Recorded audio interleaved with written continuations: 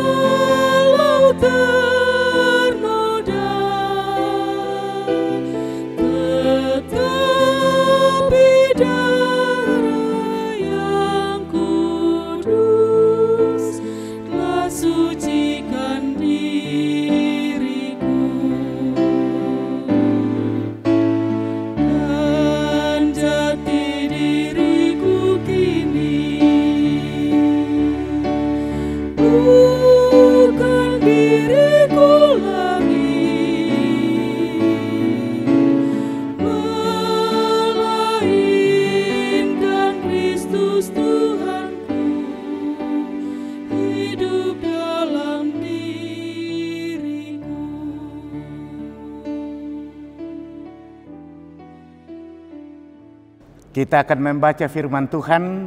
Mari kita mohon tuntunan Roh Kudus agar menolong kita memahami apa pesan-pesan Tuhan kepada kita lewat firman yang hendak kita baca. Kita berdoa. Bapa di sorga, kami tunduk diri di hadapan-Mu seraya bersyukur karena Tuhan memberi kami ruang dan waktu untuk berjumpa dengan Tuhan lewat saat teduh malam saat ini. Firman Tuhan hendak kami baca. Roh Kudus tolong kami agar pesan-pesannya tersampaikan dengan baik kepada kami.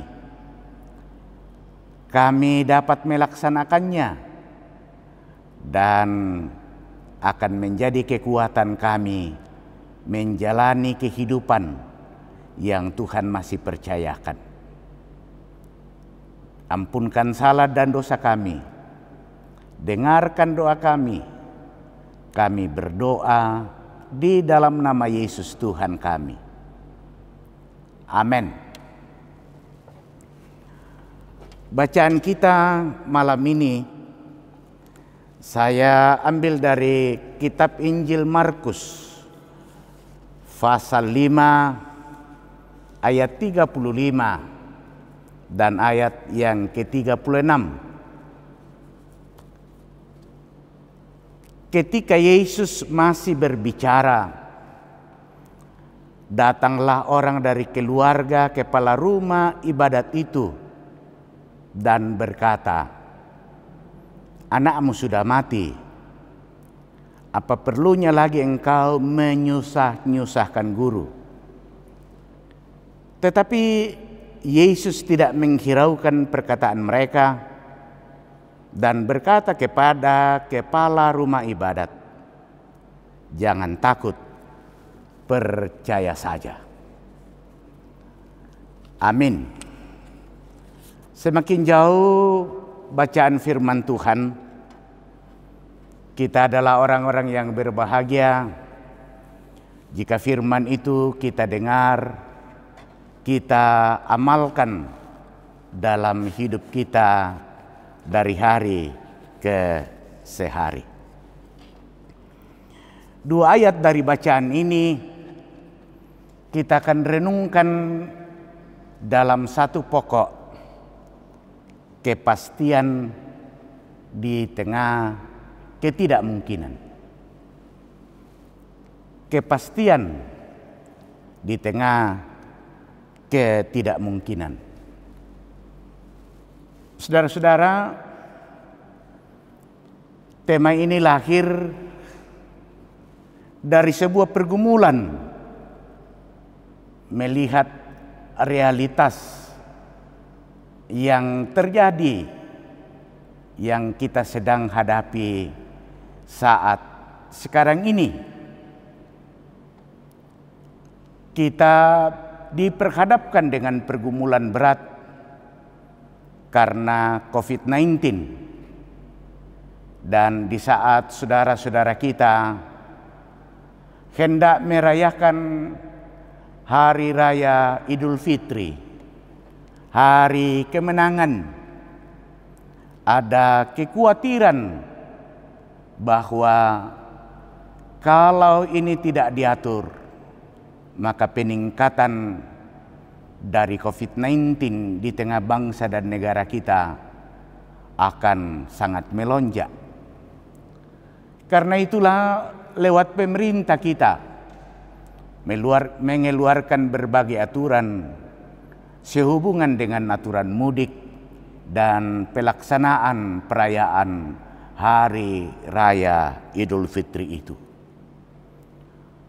Saudara-saudara, kalau tema kita berbicara kepastian di tengah ketidakmungkinan, dalam Alkitab ada beberapa contoh bagaimana ketidakmungkinan itu diterobos oleh yang namanya kepastian. Salah satu contoh yang sangat nyata adalah melalui bacaan kita. Kitab Injil Markus pasal 5 ayat 35 dan ayat yang ke-36. Diceritakan bagaimana ketika Yairus menghadapi pergumulan yang begitu berat saat anaknya sedang sakit keras, anak yang dikasihinya, seorang anak perempuan. Yairus sudah melakukan berbagai upaya-upaya untuk membebaskan anaknya dari penyakit yang dideritanya. Upaya-upaya yang dilakukan sudah sangat maksimal karena dia adalah seorang pejabat. Dia kepala rumah ibadat. Tetapi apa yang dilakukan itu ternyata tidak membawa hasil. Segala yang diupayakannya menjadi sia-sia. Orang lalu berpikir, dengan upaya yang maksimal itu, kesembuhan anak Yairus menjadi hal yang tidak mungkin. Karena itulah Yairus lalu melakukan atau mengambil satu keputusan. Ia lalu mencari dan menjumpai Yesus. Ia tiba-tiba berupaya untuk mencari Yesus di mana saja ia berada. Dan karena itu Yairus berangkat dari rumahnya, pergi mencari Yesus. Ketika ia berjumpa dengan Yesus, ia lalu bermohon kepada Yesus. Dia berkata, "Datanglah di rumahku. Atau kalau tidak, katakan saja satu hal.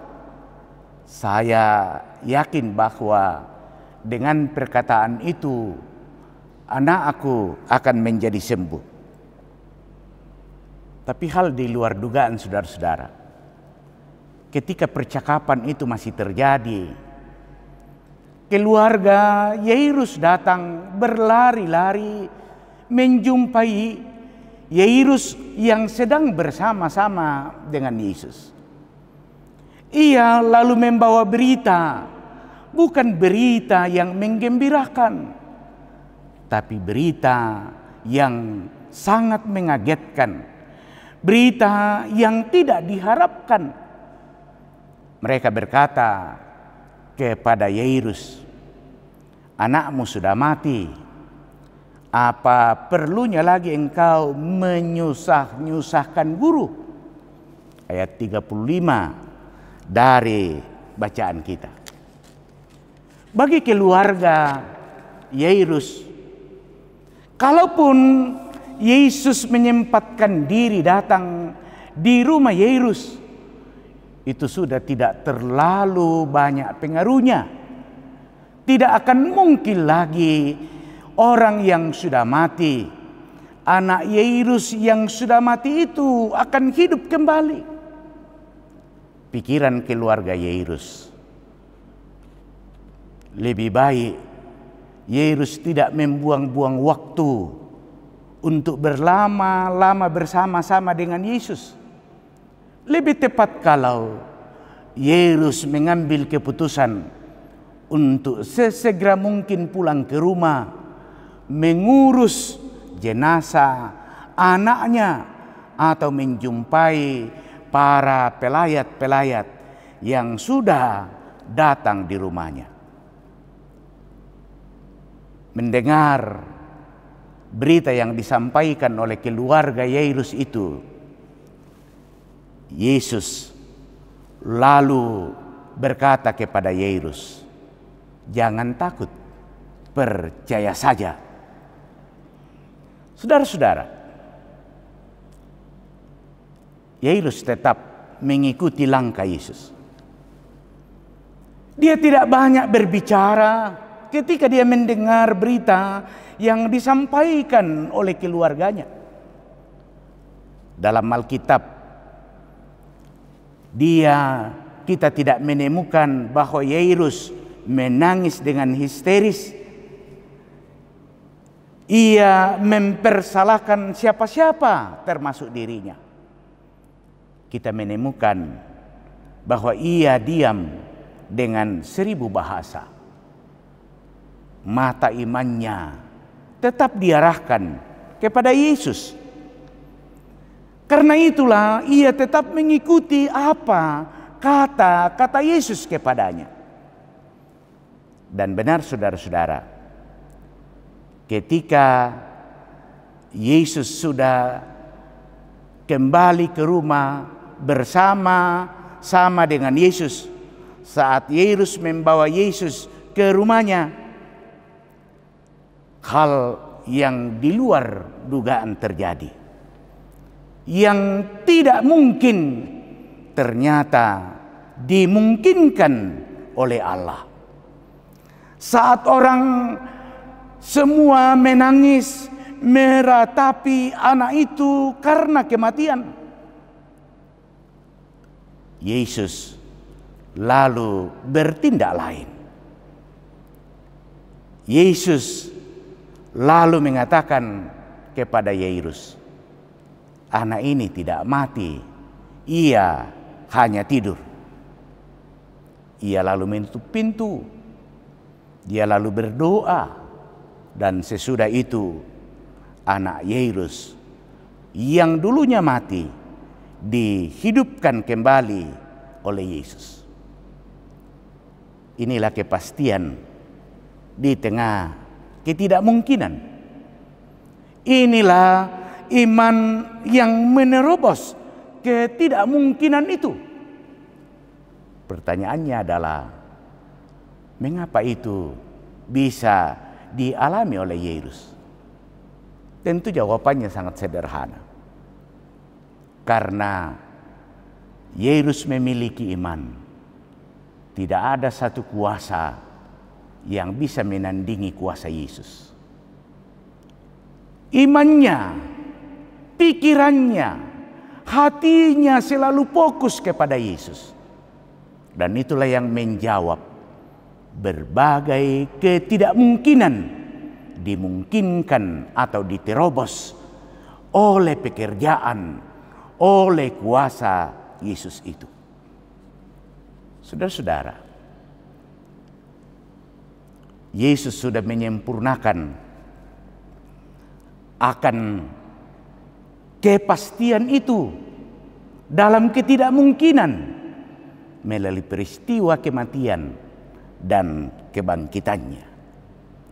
Melalui peristiwa Paskah, Dia bangkit dari antara orang mati, memberikan jaminan dan kepastian bagi setiap anak-anak Tuhan, bagi setiap umatnya yang sungguh-sungguh hanya memandang kepada Yesus. Kalau begitu saudara, di tengah-tengah kondisi bangsa dan negara kita, di tengah-tengah berbagai pergumulan hidup masing-masing, yakin bahwa di dalam Kristus tidak ada yang tidak mungkin.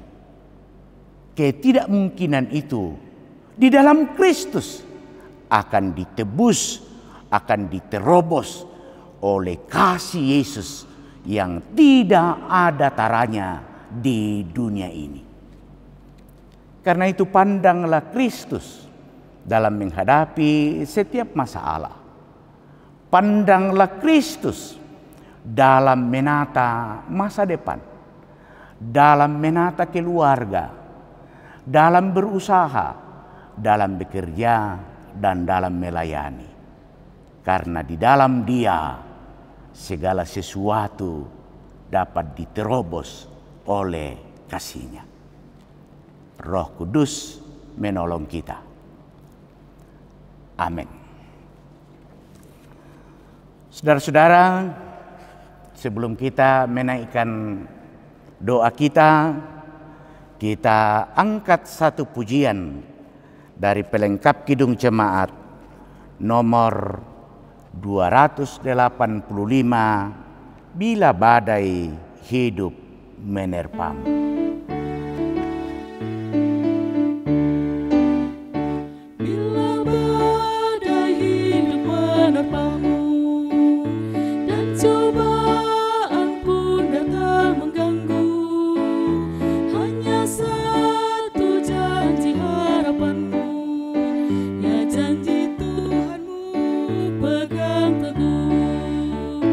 Biar gunung-gunung pun beranjak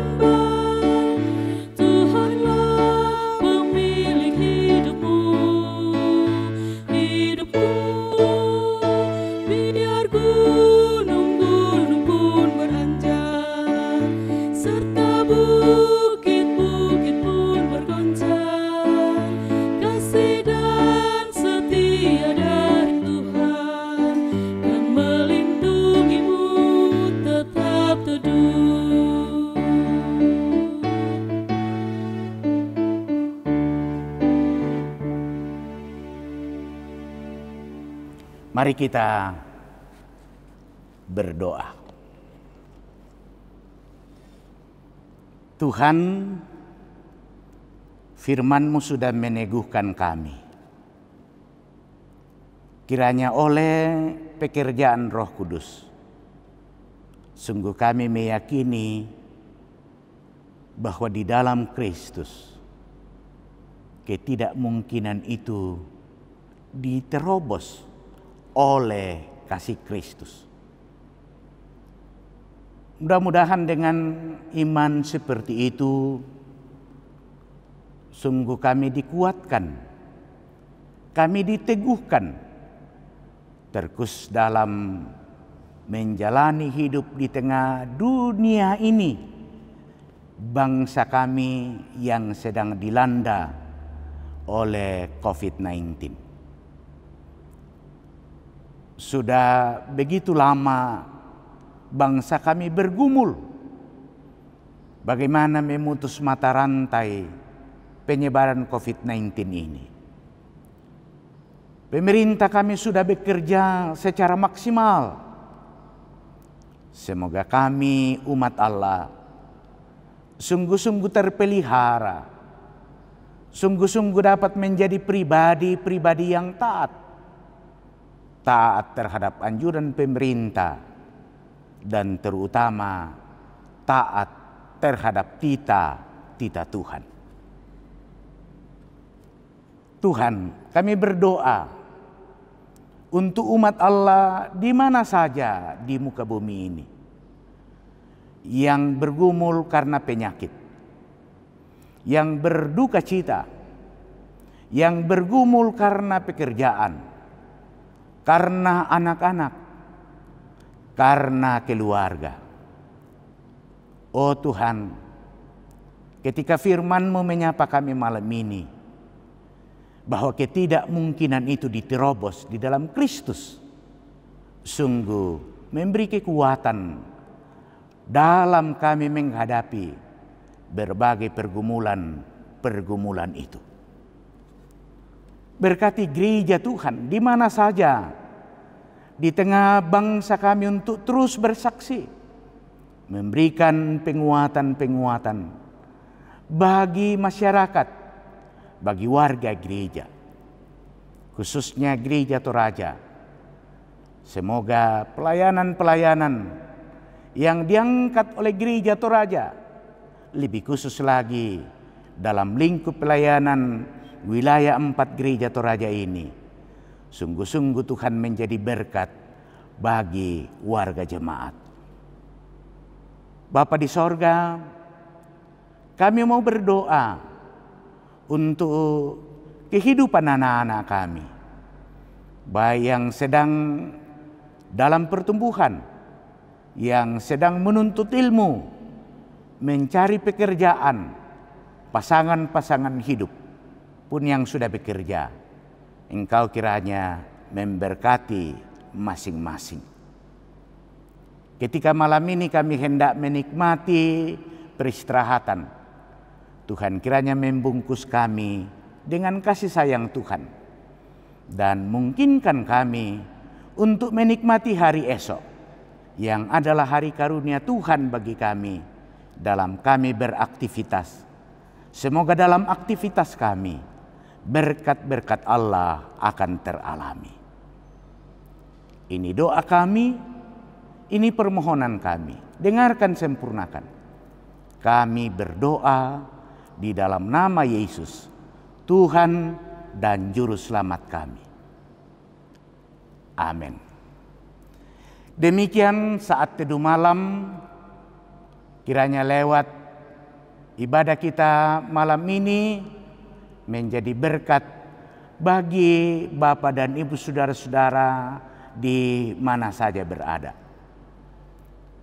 Biarlah kehidupan Bapak Ibu terus berada dalam pemeliharaan Tuhan, dan yakini bahwa saat kita selalu berharap dan memandang kepada Kristus, tidak ada yang tidak mungkin.